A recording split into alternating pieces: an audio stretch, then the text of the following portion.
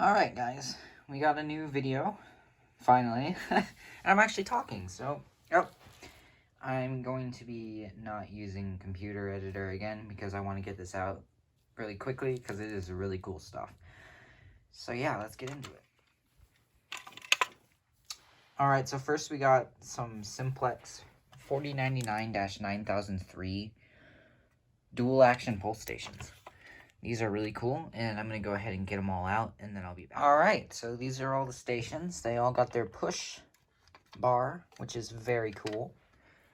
And yeah, and I noticed one of them, this one right here, has a brake rod in it. So I will be breaking that at some point, because I couldn't miss that opportunity.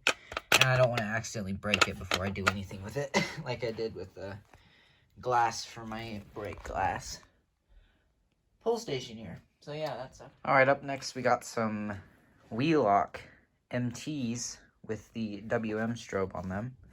He just wanted to get rid of them, so yeah, I took them. And I might sell some on my eBay, so look out for that. So yep, I'll go ahead and pull them all out, and then I'll be back. Alright, so we got, looks like 7 MTs. And these all look really cool. I'll have to do a full Wheelock MT system at some point. And I didn't know I was getting this, but we got some miscellaneous stuff. Looks like we got a Gentex remote strobe. Needs to be cleaned up, but that will definitely work, and it will look cool.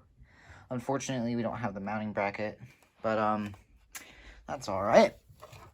Yeah. And those do come up on eBay from time to time, just the mounting brackets. And they're usually pretty cheap, so I'll probably eventually get one for that. Some more miscellaneous stuff. We got a magnet for a door release. I don't know if I'll do anything with that, but if I do, that would be pretty cool. And then the last miscellaneous thing, which I actually plan on using someday, you'll see that if I ever do. I just need to figure out what key this takes, because I've tried all my keys, and it doesn't take a B key or any of the ones I have. So I'll have to figure that out. But yeah, this is a really cool key switch. It has 2 LEDs, and it has, you know, a key switch in it, obviously. So yeah. Alright, so you've probably noticed already, but if you haven't, you're not paying attention. We got some last but not least items that I think a lot of you are going to probably freak out over. So yeah, here we go. Oh yeah. Yep, so I now own an IBM 4037 horn. One of the rarest horns that you can get. So yeah, this is very cool. It's a 12 volt AC horn, and interestingly enough, it has a wall plug. So yeah, I know it's not going to plug into a wall because it's 12 volts AC, but that is pretty unique that it has something like that. I wonder how it was installed. But yeah, that's the first rare device. Second device we have is an IBM bell. I do not know the exact model. I could probably find it on here now that I think about it, but I haven't looked really. It's probably on here somewhere, but I just can't find it. It is an IBM, this was a school bell, and this was installed in the same building as this IBM 4037. So the whole system was comprised of IBM components, and would you shut up?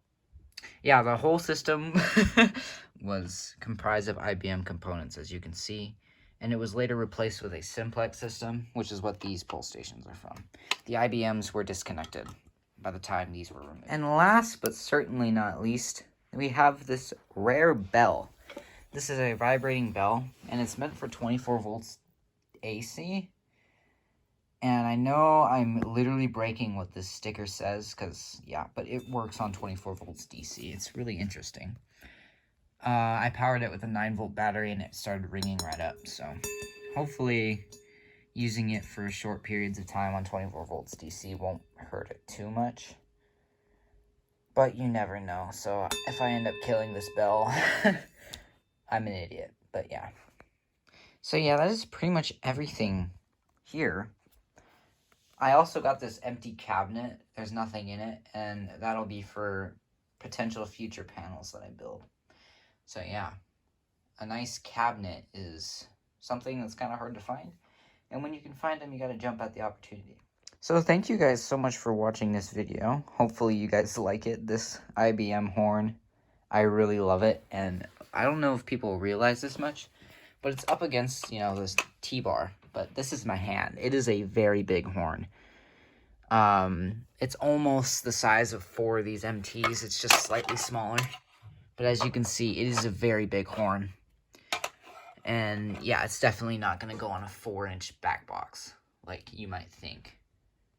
So yeah, thanks again for watching, and I'll see you in the next video. Goodbye.